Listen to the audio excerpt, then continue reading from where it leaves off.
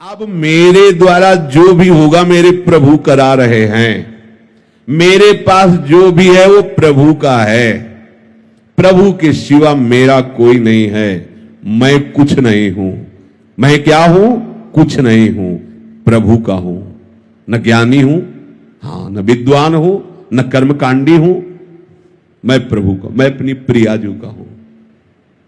मान्यता से सारी मान्यताएं काट दो, ज्यादा झंझट करने की जरूरत नहीं। साधन काल में साधक को कुछ अनुभव तो होता नहीं, तो होता है अगर मैं प्रभु का हूं, प्रभु के लिए सब, गंदी बातें क्यों हो रही, ये जलन क्यों हो रही, ये अशांति क्यों हो रही, घबराहट क्यों हो रही, भय क्यों हो रहा है? केवल कहने से हो जाएगा मैं प्रभु का हूं, ये सब प्रभु के द्वारा हो रहा है। कह तो रहा हूं, रोज कह रहा हूं, पर बहुत परेशान हूं। स्पष्ट वर्णन कह रहे हैं। अनुभव ना होने पर भी तुम्हारा संसार बंधन कट चुका है। जैसे एक बहुत बड़ा वृक्ष हो, पुराना, और आंधी से जड़ से उखड़ जाए, उखड़ गया है, बड़ी बड़ी जड़ें हैं, पर कुछ छोटी अभी ऐसे नीचे से, पूरा नहीं उखड़ पाया, गिर गया है, अब उसकी सत्ता नहीं रह रही, पर थोड़ा थोड़ा नीचे जमीन से आधा ऐसे ऊपर दिखाई दे रहा, नीचे की छोटी जड़ें ऐसे लगी हुई है, उससे वो हरा भरा महीनों दिखाई देगा, तो आपको लगेगा वृक्ष जिंदा। नहीं नहीं, जहां आप उठाओगे खत्म हो गया। ऐसे ही हम कह तो रहे कि प्रभु का सब कुछ है, प्रभु ही सब करते हैं, तो कुछ जड़ें थोड़ी थोड़ी लगी हुई हैं। जैसे आप ये ग्रंथ किसी को दे दें, वो पढ़ रहा है, तो आपको देखते हैं मैंने इसे दिया था, ये ग्रंथ मैंने दिया था। हम तुमको इसे जमीन में रखने को नहीं दिया, संभाल के केवल पढ़ो। दूसरे को नहीं दे सकते, मैंने दे दिया है, पर अधिकार मेरा है। यही बेकूफी हमारे को क्लेश दे रही, अशांति दे रही है। प्रियाजू का, प्रियाजू का अधिकार नहीं, इसमें अधिकार मेरा है। समझ लीजिए आप अपने घर प्रियाजू का, संपत्ति प्रियाजू की, मैं प्रियाजू का, सब कुछ प्रियाजू का, पर अधिकार मेरा। अगर प्रियाजू ने ये वस्तु ऐसे इधर से इधर कर दी, तो आपके भजन का, आपके समर्पण का यही फल। मैं चाहता था ये यहां रखी जाए, यही रखी जाए, यही रखी जाए, तो आप क्या कर रहे हो? प्रियाजू को अपनी सेवा में ले रहे हो या आप प्रियाजू की सेवा में जा रहे हो? अभी आप अपना ही तो अधिकार जमा रहे हो। देख लो, ऐसा ही समर्पण है, ऐसा ही समर्पण है। गुरुजी न कोई माता न पिता, आप जरा सी कोई बात, वो आप हमारी अनुकूलता के लिए आप थे, प्रतिकूलता के लिए आप नहीं थे। हमने आपको समर्पण इसलिए समर्पण किया, प्रतिकूलता कैसे दे दी? यही हमारी शिकायत प्रियाजू से। क्या समर्पण है? हमें रोग हो गया, हमें कष्ट हो रहा है, हमारा अपमान हो रहा है, हमारी निंदा हो रही है, ऐसा हो वैसा। अब तुम्हारा क्या बचा भाई? वो छोटी छोटी जो जड़ें हैं उनको भी उखाड़ दो। यद्यपि शरणागति से, इस भावना से, मेरा कुछ नहीं, मैं कुछ नहीं कर रहा, प्रियाजू सब करवा रहे, जैसे जो भी वास्तविक नहीं कर रहे आप। ना आप सत कर रहे हो, ना आप असत कर रहे हो, ना अच्छे कर्म कर रहे हो, ना बुरे कर्म कर रहे हो। समझना हमारी बात। आपने अच्छे बुरे कर्मों के आरोप को अपने में मान लिया है, उसी का आपको दंड मिल रहा है। और जिस दिन आप इस कर्ता भाव को श्री जी के चरणों में समर्पित कर देंगे, तो बुरे कर्म होंगे ही नहीं। इसकी पहचान है। जैसे लोग कहते प्रभु की सत्ता के बिना पत्ता नहीं हिलता, तो हमसे जो कुकर्म आचरण हो रहे हैं प्रभु ही करवा रहे हैं। हाँ, उन प्रभु को तुम जान नहीं पा रहे हो कौन करवा रहे हैं। उन प्रभु का हम परिचय बताते हैं, उनका नाम है अहंकार। जिन प्रभु को तुम आरोपित कर रहे हो कि कुकर्म आचरण करवा रहे हैं, हाँ ठीक है, उनके बिना सत्ता के पत्ता नहीं हिलता। तो ये जो सत्ता आपने स्वीकार कर रखी, वो श्री कृष्ण की नहीं, वो अहंकार की स्वीकार कर रखी है। मैं ये करता, मैं। आप हटा दो इसको। बुरे कर्म स्वाभाविक उससे नहीं होंगे, स्वाभाविक संकल्प नहीं हो, क्योंकि करता ही नहीं रहा तो होगा कैसे? अब भागवतिक अपने आप होंगे, बिना संकल्प के होंगे, और ऐसे महान होंगे कि आपका मंगल, जगत का मंगल स्वाभाविक होगा। जैसे वृक्ष कुछ नहीं करता, लेकिन उसके द्वारा जगत मंगल स्वाभाविक होता रहता है। आने वाले को छाया, फल, फूल, पत्ते, लकड़ी, जो चाहे ले ले, उसके द्वारा किसी का अहित नहीं होता। नदियां किसी का हित नहीं कर रही। ऐसे संत का, जो भगवत चरणारविंद में आसक्त वो करता नहीं किसी का मंगल, उसे स्वाभाविक मंगल होता है। पुष्प की खुशबू स्वाभाविक प्रकृति में सुगंध फैला देती है, उसको प्रचार प्रसार नहीं करना होता। ये अहंकार, ये करना है, ये नहीं करना है, ये दोनों क्रियाएं ही हैं, करना भी और नहीं करना भी, दोनों क्रियाएं। जो महापुरुष होते हैं वो इन दोनों से अलग होते हैं।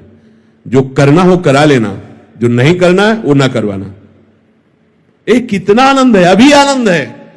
और इसका फल होगा कि आपकी जितनी सामग्री जमा है दुख भुगाने वाली या लोक लोकांतर भटकाने वाली, इस सूत्र से सब भस्म हो जाएगी।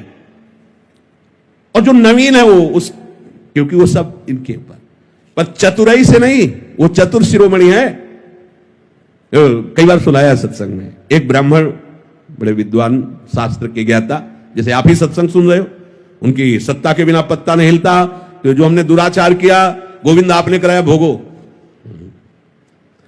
अच्छा किया मैंने किया, बुरा किया गोविंद ने किया।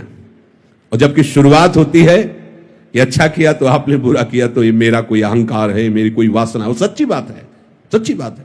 कोई न कोई अहम आप बचाए रखे हो, उसी से हो रहा है। चाह किसको पैदा हो रही? न स्वरूप में चाह है, न प्रभु में चाह है। तो ये जो चाह पैदा हो रही है देहाभिमान में है। देहाभिमान नहीं होगा तो चाह नाम की वस्तु नहीं होगी। बहुत सुंदर उन्होंने उपवन लगाया था, बगीचा, सुंदर बावड़ी, कुआं आदि। बैठे हुए थे, एक गाय अंदर आ गई और घास चरते हुए, कई फूल के पौधे भी है। यद्यपि उनका मारने का उद्देश्य नहीं था, उन्होंने से एक ईंट उठाई, ऐसे कंकड़, और भगाने के उद्देश्य सीधे उसके मस्तक पर लगी और गिरी, मर गई। गौ हत्या प्रकट हुई। वो तपस्वी थे और विद्वान भी थे। गौ हत्या ने कहा मैं स्वीकार कीजिए, अभी आपने बहुत बड़ा अपराध कर दिया। तो नहीं, हत्या तो मैंने नहीं की। हाथों में देवराज इंद्र का वास है, अलग अलग शरीर के अंगों में देवताओं का वास है। तो ये हाथ के द्वारा कंकड़ उठा के मारा जाना, ये देवराज इंद्र का है। और ये ब्रह्म हत्या, गौ हत्या उन्हीं के पास, देवराज इंद्र के पास गौ हत्या गई और कहा मुझे स्वीकार करो। तो उनका कब अपराध हुआ है शाम से? तो उनका ब्राह्मण देवता ने ऐसा कि हाथ में देवराज इंद्र का वास है। उन्होंने एक धनी मानी पुरुष के रूप में गए, फल फूल भेंट करी, प्रणाम किया, पंडित जी कितना सुंदर बगीचा, किसने लगाया? मैंने, ये सब मैंने 10 वर्ष से पानी लगा के, खाद लगा सींच के, ऐसा बगीचा प्रशंसनीय। कुआं भी बहुत सुंदर निर्माण किया है, किसने? मैंने। ये गौ हत्या किसने की? गौ हत्या से कहा चढ़ो इसको, बहुत विद्वान। हमारी दशा कुछ पंडित जी वाली है, नहीं? बुरा आचरण हुआ भगवान ही कराते हैं, सही आचरण हुआ पोस्टर में लिखवा दिया, नहीं चलेगा, नहीं चतुराई, चतुर शिरोमणि से नहीं चलने वाली। साधन काल में प्रकृतिजन्य गुणों से सर्वथा अतीत हूं, ऐसा अनुभव ना होने पर भी जब साधक ये मान लेता है कि मैं प्रभु का हूं, अब मेरा सारा भार प्रभु के ऊपर है, प्रभु मुझे जैसे चलाना चाहे वैसे चलावें। यद्यपि अभी समर्पण नहीं हुआ, ये समर्पण की भावना बन रही, तो हमारे अंदर जो संकल्प विकल्प वो बंद नहीं होंगे। ध्यान रखना, हमारे अंदर चाह का जो क्रम है वो बंद नहीं होगा, हमारे अंदर जो संसारिकता वो बंद नहीं हो जाएगी। अच्छे से समझना। पर सही बात आगे लिखा है, सही बात यह है कि यह मान्यता तुम्हें मुक्त करके ही छोड़ेगी। देखो, डरना नहीं है। ये जो प्रवाह चल रहा है, जैसे कई किलोमीटर से धारा आ रही हो और पीछे पानी रोक दिया गया हो, तो वहां रोकते ही पानी थोड़ी बंद हो जाएगा, थोड़ा समय लगेगा, वो पानी निकलते निकलते फिर खत्म हो जाएगा। ऐसे ही सृष्टि चक्र में कामना वासना का प्रवाह चल रहा है। अब इसको हमने सही मान्यता के द्वारा रोक दिया, प्रवाह को। मैं नहीं करता हूं, ये शरीर, ये मन बुद्धि बहुत सूक्ष्मता से देखो, सब प्रभु के हाथ में है, तुम्हारे हाथ में नहीं।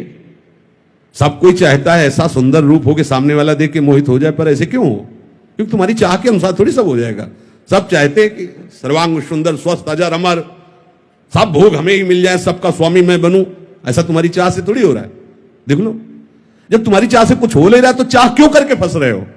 ऐसे हो जाओ। और अज्ञान के कारण पूरा संसार इसी में लगा हुआ है, पूरा संसार बस भटके जा रहा है, दौड़े जा रहा है।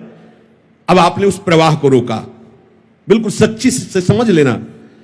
अगर ये बात हृदय में बैठा लोगे तो आज ही मान लो कि अब तुम्हारा फाइनल ठीक हो गया। आगे आपको अनुभव में, अभी अनुभव नहीं है, धारा है रुक गई है, पर प्रवाह वो अभी धीरे धीरे धीरे, जब वो जहां से रुका वहां से यहां तक का जब पानी निकल जाएगा तो आपको अपने आप दिखाई दे देगा रुक गया। पर वो तत्काल की और एकदम दिखाई दे कि निर्वासनिक हो, ऐसा नहीं है। हमारे अंदर वासनाओं का प्रवाह हो रहा है, हमें अच्छा बुरा भी लग रहा है, कामनाएं भी हैं, पर हम अभी जीवन मुक्त हो सकते हैं। बिगड़ी जन्म अनेक की अब ही सुधरे आज हो, समझना इस बात को। क्या? प्रभु के सिवा मेरा कोई नहीं।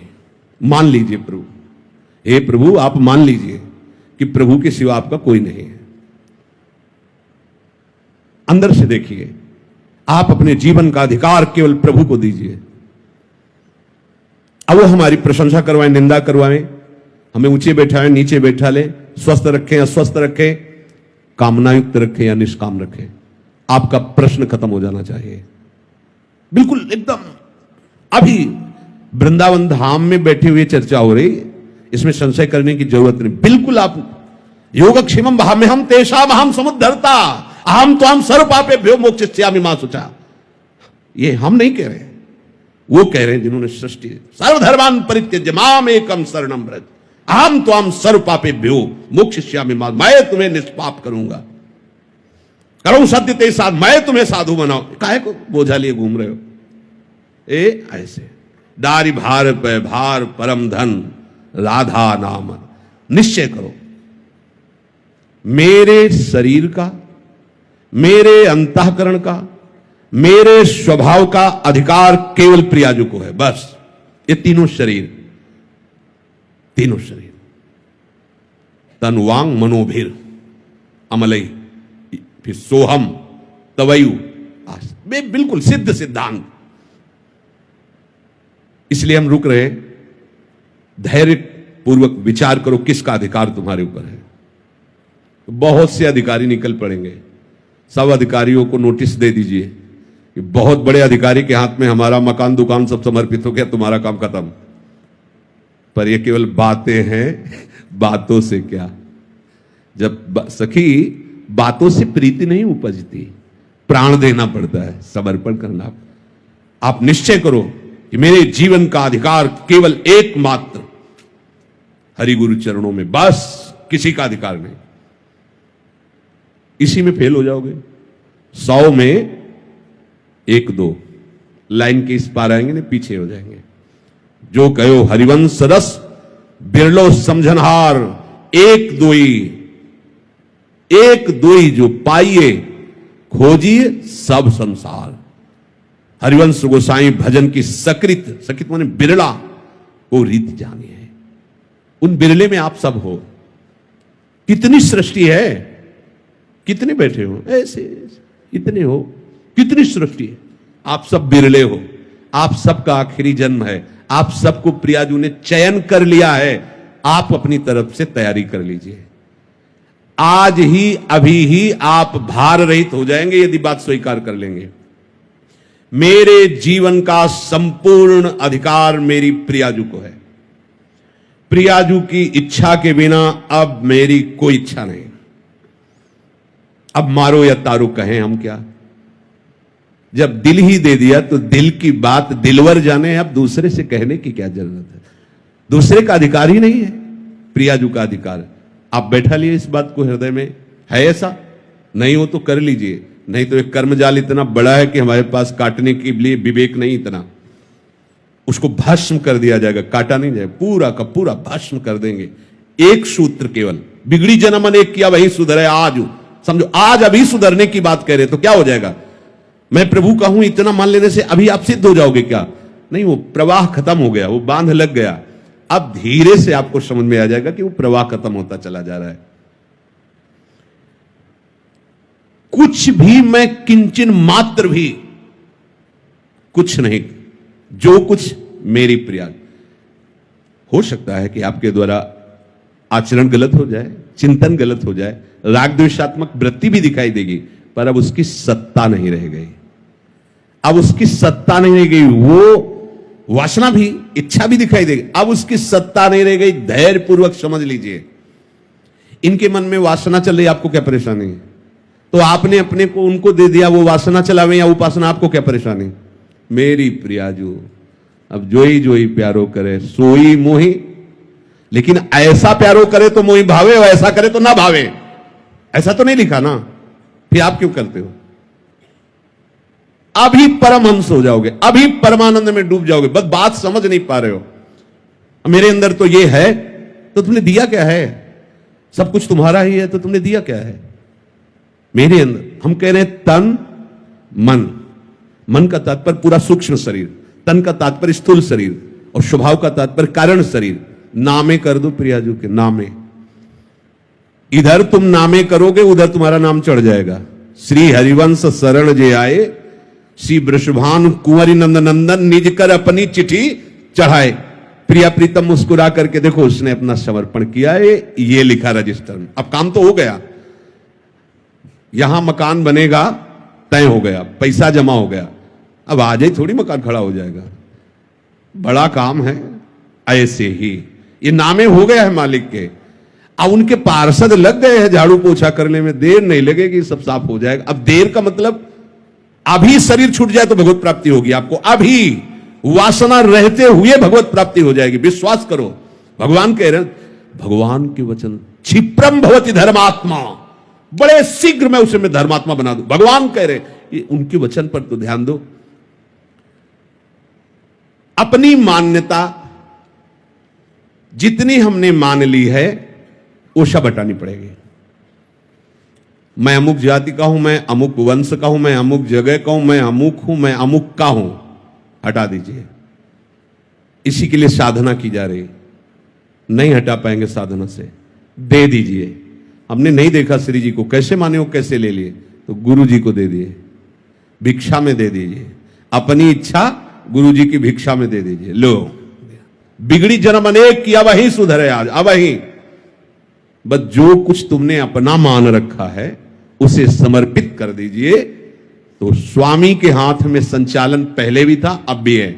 अहंकार के कारण तुम दुर्गति को प्राप्त हो रहे थे, अब कुछ नहीं होने वाला, अब तुम्हारा कहीं बाल बाका नहीं होने वाला, क्योंकि तुम्हारा कुछ बचा ही नहीं है। तुम्हारा जहां समर्पण हुआ कि तुम्हें उस समर्पण का फल मिलेगा, नित्य निरंतर भगवत प्रीति का वर्धन। पर यह बात सुनने में अच्छी लगती है?